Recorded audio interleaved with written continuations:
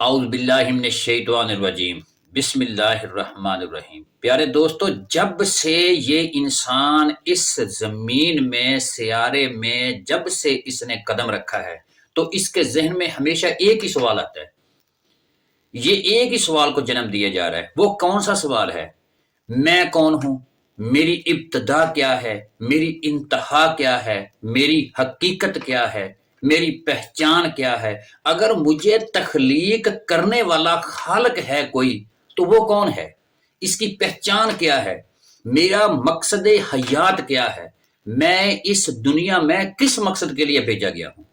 ہم آج کی اس ویڈیو میں اس سب سوالوں کا جواب دیں گے۔ دوستو، آپ سے ریکویسٹ ہے کہ اس ویڈیو کو لائک کرو، اپنے دوست احباب کے ساتھ ضرور شیئر کرو، اور اس ویڈیو کے آخر میں دعا میں شامل ضرور ہوا کرو، کیونکہ آمین کمنٹ سیکشن میں ضرور لکھا کرو، کیونکہ اللہ تعالی ہماری مشکلاتیں آسان فرمائے۔ پیارے دوستو، امام غزالی رحمت اللہ علیہ من عرف نفسہ فقد عرف ربہ کی شرح میں فرماتے ہیں، اے انسان، تجھ سے قریب ترین اگر کوئی چیز ہے تو وہ تیری ایک ذات ہے۔ اس لیے اگر تو اپنے آپ کو نہیں پہچانتا تو کسی دوسرے کو کیوں پہچانے گا؟ فقط یہ جان لینا کہ میرے ہاتھ ہیں، یہ میرے پاؤں ہیں، یہ میری ہڈیاں ہیں اور یہ میرا جسم ہے۔ اپنی ذات کی شناخت تو نہیں ہے۔ اپنی شناخت تو اپنے لیے دیگر جانور بھی کرتے ہیں، جانور بھی اپنی پہچان رکھتے ہیں۔ یا فقط یہ جان لینا کہ بھوک لگے تو کچھ کھا لینا، چاہے غصہ آ جائے تو جھگڑا کر لینا، شہوت آئے، شہوت کا غلبہ ہو جائے تو جمع کر لینا، یہ تمام باتیں تو جانوروں میں بھی پائی جاتی ہیں، اور آپ میں اور جانوروں میں فرق تو کوئی نہ ہوا۔ تو اس سے اشرف الافضل کیوں کر ہوا؟ یہ اشرف المخلوقات پھر کس لیے ہوا؟ جس مقصد کے لیے اس کو بھیجا گیا ہے۔ عبادت تو فرشتے اس سے زیادہ کرتے ہیں۔ وہ جھوٹ بھی نہیں بولتے، وہ فریب بھی نہیں کرتے، وہ چکر بھی نہیں دیتے، وہ کسی کا حق بھی نہیں کھاتے، لیکن یہ جو پوری صفتیں ہیں یہ فرشتوں میں ڈالی جاتی ہیں، فرشتوں میں ہیں، لیکن انسان میں اس کے مترادف کوئی بھی چیز نہیں ہے۔ یہ جھوٹ بولتا ہے، فریاد کرتا ہے، یہ طرح طرح کی باتیں کرتا ہے، لیکن یہ پھر بھی یہ اشرف المخلوقات ہے۔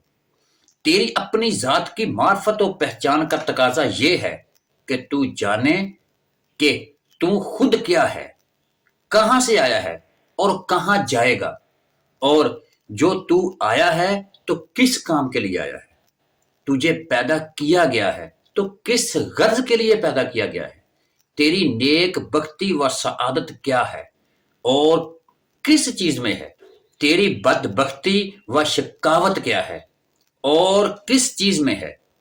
اور یہ صفات جو تیرے اندر جمع کر دی گئی ہیں، اور ان میں سے بعض صفات حیوانی ہیں، بعض وحشی درندوں کی بھی ہے، بعض شیطانی بھی ہیں، بعض جناتی بھی ہیں اور بعض ملکوتی بھی ہیں۔ تو ذرا غور کر کہ تو ان میں سے کون سی صفات کا حامل ہے۔ تیری حقیقت ان میں سے کس کے قریب تر ہے، اور وہ کون کون سی صفات ہیں جن کی حیثیت تیرے باطن میں غریب، اجنبی اور عارضی ہیں۔ جب تک ان حقائق کو نہیں پہچانے گا اپنی ذات کی شناخت سے محروم رہے گا، اور اپنی نیک بختی اور سعادت کا طلبگار نہیں بنے گا، کیونکہ ان میں سے ہر ایک کی غذا علیحدہ علیحدہ ہے اور سعادت بھی علیحدہ علیحدہ ہے۔ چوپائیوں کی غذا اور سعادت یہ ہے کہ کھائیں، پئیں، سوئیں اور مجامت میں مشغول رہیں۔ اگر تو بھی یہی کچھ ہے تو دن رات اس کوشش میں لگا رہ کہ تیرا پیٹ بھرتا رہے اور تیری شہوت کی تسکین ہوتی رہے۔ درندوں کی غذا اور سعادت لڑنے، بھیڑنے، مرنے اور غلیظ و غضب میں ہے۔ شیطانوں کی غذا اور سعادت شر انگیزی اور مکر و حیلہ سازی میں ہے۔ اگر تو ان میں سے ہے تو ان ہی جیسے مشاغل اختیار کر، تاکہ تو اپنی مطلوبہ راحت و نیک بختی حاصل کر لے۔ فرشتوں کی غذا اور سعادت ذکر و تسبیح اور طواف ہے، جبکہ انسان کی غذا اور سعادت قرب الہی میں اللہ تعالیٰ کے انوار جمال کا مشاہدہ ہے۔ اگر تو انسان ہے تو کوشش کر کہ تو ذات باری تعالیٰ کو پہچان سکے اور اس کے انوار اور جمال کا مشاہدہ کر سکے، اور اپنے آپ کو غصہ اور شہوت کے ہاتھ سے رہائی دلا سکے، اور تو طلب کرے تو اس ذات یکتا ہو کر، تاکہ مجھے معلوم ہو جائے کہ تیرے اندر ان حیوانی صفات کا پیدا کرنے والا کون ہے، اور تجھ پر یہ حقیقت بھی منکشف ہو جائے کہ پیدا کرنے والے نے ان صفات کو تیرے اندر جو پیدا کیا ہے تو کیا اس کے لیے وہ تجھے اپنا اسیر بنا لیں اور تجھ پر غلبہ حاصل کر کے خود فتح بن جائیں، یا اس لیے کہ تو ان کو اپنا اسیر و مسخر بنا لے اور خود ان پر غالب آ جائے، اور اپنے ان اسیروں اور مفتوحین میں سے کسی کو اپنے سفر کا گھوڑا بنا لے اور کسی کو اپنا اسلحہ بنا لے، تاکہ یہ چند دن جو تجھے اس منزل آگاہ فانی میں گزارنا ہے، ان میں سے اپنے ان غلاموں سے کام لے کر اپنی سعادت کا بیج حاصل کر سکے، اور جب سعادت کا بیج تیرے ہاتھ آ جائے تو ان کو اپنے پاؤں تلے روندتا ہوا اپنی اس قرار گاہ سعادت میں داخل ہو سکے، جسے خواص کی زبان میں حضوری حق کہا جاتا ہے۔ یہ تمام باتیں تیرے جاننے کی، جس نے ان کو نہ جانا وہ راہ دین سے دور رہا اور لا محالہ دین کی حقیقت سے حجاب میں رہا۔ شیخ اکبر محی الدین ابن عربی رحمۃ اللہ علیہ فرماتے ہیں، اے طالب تو پہچان اپنی ذات کو، اور کون ہے تو اور کیا ہے، حقیقت تیری کیا ہے، تیری نسبت حق تعالیٰ کی طرف، اور کس وجہ سے تو حق ہے اور کس وجہ سے تو عالم جہان ہے۔ واصف علی واصف فرماتے ہیں، آپ کا اصلی ساتھی اور آپ کا صحیح تشخص آپ کے اندر کا انسان ہے، اسی نے عبادت کرنی ہے اور اسی نے بغاوت، وہی دنیا والا بنتا ہے اور وہی آخرت والا، اسی اندر کے انسان نے آپ کو جزا اور سزا کا مستحق بنانا ہے۔ فیصلہ آپ کے ہاتھ میں ہے، آپ کا باطن ہی آپ کا بہترین دوست ہے اور وہی بدترین دشمن۔ آپ خود ہی اپنے لیے دشواری سفر ہو اور خود ہی شادابی منزل، باطن محفوظ کو ظاہر بھی محفوظ ہوگا۔ عرفان نفس کے بارے میں علامہ اقبال رحمۃ اللہ علیہ کا نظریہ سلطان العارفین حضرت سخی سلطان باہو رحمۃ اللہ علیہ سے مماثلت رکھتا ہے۔ آپ رحمۃ اللہ علیہ نے اپنے کلام میں روح کو خودی اور عرفان نفس کو خودی کی پہچان کا نام دیا ہے، لیکن آپ رحمۃ اللہ علیہ نے اپنے کلام میں کہیں موقع پر اعتبار سے روح، من اور دل کی اصطلاح بھی استعمال کی ہے۔ حضرت علامہ اقبال رحمۃ اللہ علیہ فرماتے ہیں کہ اصل انسان روح ہی تھا، وہی مسجود ملائکہ بنی۔ کائنات یعنی اللہ تعالیٰ کا راز روح میں پوشیدہ ہے۔ جسم زندگی کے حالات میں سے ایک حال ہے۔ روح نے صورت ظاہری جسم کی مہندی لگائی اور اپنے اظہار کے لیے مختلف قسم کے لباس پہنے۔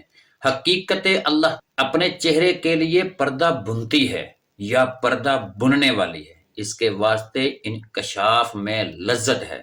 گویا روح جسم میں پوشیدہ رہ کر ہی اپنے اظہار کے ذریعے لذت حاصل کرتی ہے تاکہ اس کے راز تلاش کیا جا سکے۔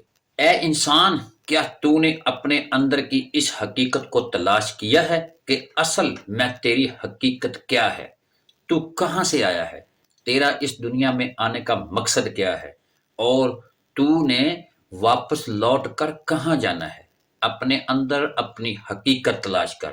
تیری حقیقت تو وہ ذات ہے جو تیری شاہ رگ سے بھی قریب ہے۔ تیری اپنی ذات ہی کی تلاش میں تجھے وہ ذات مل جائے گی۔ اپنی ذات کو پہچان۔ جب تو اپنی ذات کو پہچان لے گا تو تجھے اللہ تعالیٰ کی پہچان بھی حاصل ہو جائے گی۔ لیکن اس حقیقت تک پہنچنے کے لیے پہلے اپنے دل سے زنگ دور کر اور نفسیانی حجابات سے چھٹکارا حاصل کر۔ اس کے بعد تیرا دل ایک ایسا آئینہ بن جائے گا جس میں وہ ذات بے حجاب نظر آئے گی۔ انسان کا باطن ایک عظیم النشان نوری ہے، جوہر اور حق کا آئینہ ہے جو اللہ تعالیٰ کے نور سے منور ہوتا ہے، اور اس کی وسعت اتنی زیادہ ہے کہ پوری کائنات اس میں رائی کے دانہ کے برابر نظر آتی ہے۔ اور یہی وہ حقیقت انسان ہے جو اللہ کی طرف سے آتا ہے اور اسی کی طرف لوٹ کر چلا جاتا ہے۔ گوشت پوشت کا یہ ظاہری جسم نہ تو اللہ تعالیٰ کی طرف سے آتا ہے اور نہ ہی اس کی طرف لوٹ کر جاتا ہے۔ یہ اسی دنیا میں پیدا ہوتا ہے، یہی ختم ہوتا ہے، یہی دفن ہوتا اور یہی فنا ہو جاتا ہے۔ اپنے باطن کو بیدار کر، کیونکہ وہی اصلی انسان ہے۔ اسی کا کام عبادت ہے، کیونکہ حدیث نبوی صلی اللہ علیہ وآلہ وسلم ہے، حضوری قلب کے بغیر نماز نہیں ہوتی۔ وہی جنت والا اور دوزخ والا ہے، جس کا باطن درست ہو گیا اس کا ظاہری بھی درست ہو گیا۔ اگر تو باطن کا بند قفل کھولنا چاہتا ہے تو اس کی کلید کی مرد کامل مرشد کامل اکمل سے حاصل کر۔ باطن کے قفل کو کھولنے والی چابی اس میں اللہ ذات ہے۔ تمام عارفین اور فقراء کی طرف سے بھی انسان کو اپنے من میں جھانکنے اور اپنی ذات پر غور کرنے کی تلقین کرتے ہیں۔ سرکار فرماتے ہیں چونکہ صوفیہ اکرام میں عظیم مرتبے کے حامل اور سلطان الفقر حضرت سلطان باہو کے مرتبے پر فیض ہیں، اس لیے آپ رحمت اللہ علیہ کا انداز بھی سب سے منفرد اور جداگانہ ہے۔ سرکار فرماتے ہیں تمام پر تعلیمات خواہ نثر کی شکل میں ہو یا شاعری کی شکل میں قرآن و حدیث کی خوبصورت شرح ہیں۔ آپ سرکار فرماتے ہیں قرآن پاک کی اس آیات کو اللہ شاہ رگ سے نزدیک ہے کہ حوالہ دے کر فرماتے ہیں کہ اس ہستی کی تلاش کے لیے پہلے اپنے اندر رسائی ضروری ہے۔ اپنے باطن کے اندر اللہ پاک کی موجودگی پر زور دیتے ہوئے فرماتے ہیں کہ اس کے لیے لفظ نزدیک کا استعمال بھی موضوع نہیں ہے، کیونکہ یہ لفظ بھی علیحدگی اور دوئی مظہر ہے، بلکہ وہی تو ہماری ہستی، ہماری حقیقت ہے۔ آپ فرماتے ہیں قرب حق نزدیک من جبل الورید، تو جمالش راہ نہ بیتی بے نظیر۔ اللہ پاک کی ذات شاہ رگ سے بھی قریب ہے، مگر تو اندھا ہے، تو لقائے خدا اور لقائے خدا تیرا مقدر نہیں ہے۔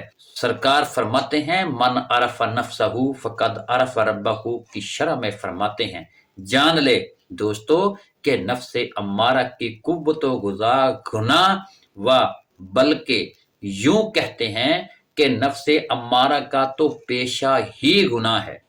اگر آدمی رات دن نماز روزہ جیسی عبادات و بندگی میں مشغول رہے اور ہمیشہ رہے تو اس کے باوجود بھی نفس امارہ گناہ سے باز نہیں آتا۔ اس کی تو خصلیت ہی گمراہی ہے۔ آدمی چاہے رات دن مسائل فقہ کے مطالعہ میں مشغول رہے یا ریاضت تقوی تلاوت قرآن پاک اور حدیث کے مطالعے میں مصروف رہے، نفس امارہ گناہوں سے باز نہیں آتا۔ اس کا یارانہ نفس و شیاطین سے ہے۔ آدمی چاہے خانہ کعبہ کا طواف حج بھی کرتا رہے یا میدان جنگ میں جہاد و قتال کرتا رہے یا ذکر و فکر مراقبہ محاسوب بھی کرتا رہے، اس مراتبے تک پہنچ بھی جائے تب بھی نفس امارہ گناہوں سے باز نہیں آتا، بلکہ ہر وقت گناہوں کی طرف مائل رہتا ہے کہ اس کی نظر ہمیشہ مردار گناہ پر لگی رہتی ہے۔ لیکن جب تصور اس میں اللہ ذات سے اس کے دل میں قرب و وصال الہی کی تجلیات کا شعلہ بھڑکتا ہے تو وہ وحدانیت نور حضوری کے دریا میں غرق ہو کر عارف باللہ فنا فی اللہ کی انتہائی مقام پر پہنچ جاتا ہے۔ اس مقام پر نفس امارہ आजिज होकर गुनाहों से रुक जाता है और इसे कुदरत इलाही की तरफ से बेकाम व बेज़बान अल्हामात के जरिए हुक्म होता है कि ए नफ्से अम्मारा हया कर, शर्म कर और बाअदब हो जा। कुदरत इलाही ने इन अल्हामात को सुनकर नफ्से अम्मारा तायब हो जाता है और मुसलमान होकर सही इकरार और कल्बी तस्दीक के साथ कलमा तैयब ला इलाहा इल्लल्लाह मुहम्मद रसूलुल्लाह सल्लल्लाहु अलैहि वसल्लम पढ़ लेता है और गुनाह से तौबा करके नफ्से मुतमइन्ना बन जाता है।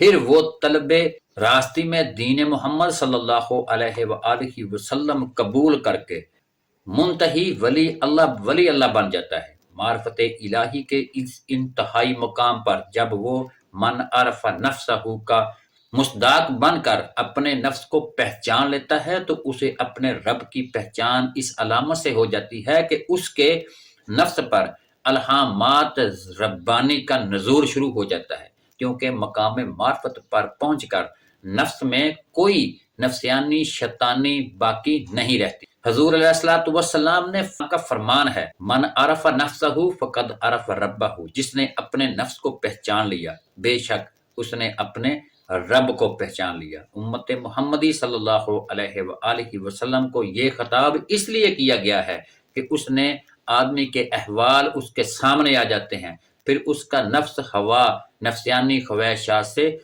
और दिल गुनाहों से मुतलक बेजार हो जाता है। बंदे को बंदगी के लिए पैदा किया गया है, बंदगी के बगैर बंदे की सारी उम्र महज शर्मिंदगी है। दुआ के लिए हाथ उठा लें और कमेंट सेक्शन में आमीन जरूर लिखें।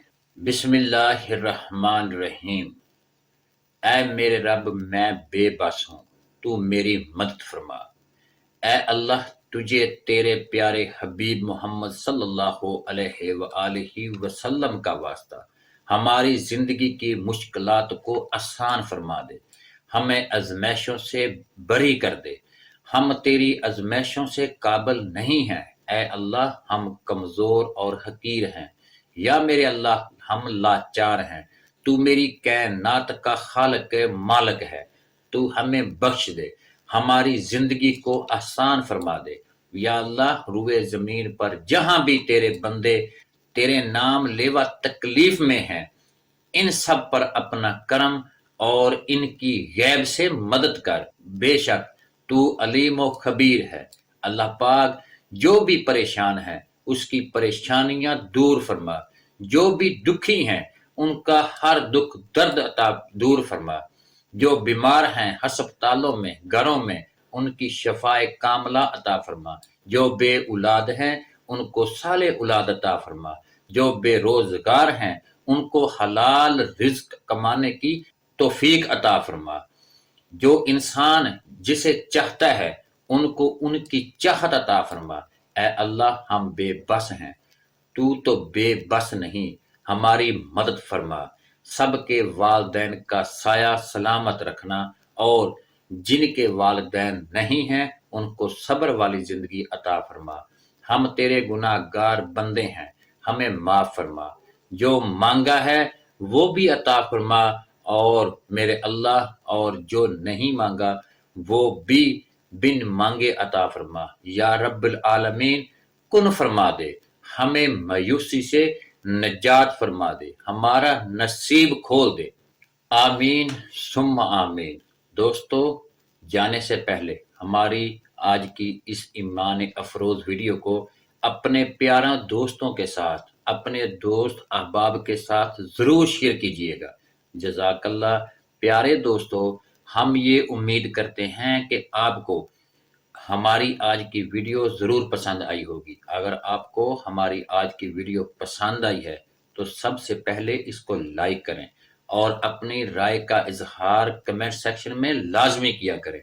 और आखिर में आपसे एक बार फिर दरख्वास्त करते हैं कि आप हमारे अनमोल कलाम चैनल को ज़रूर सब्सक्राइब कर लें और साथ ही लगे घंटी के बटन को भी क्लिक करें ताकि आपके पास हमारे आने वाली मजीद वीडियोस का नोटिफिकेशन बर वक्त मिलता रहे।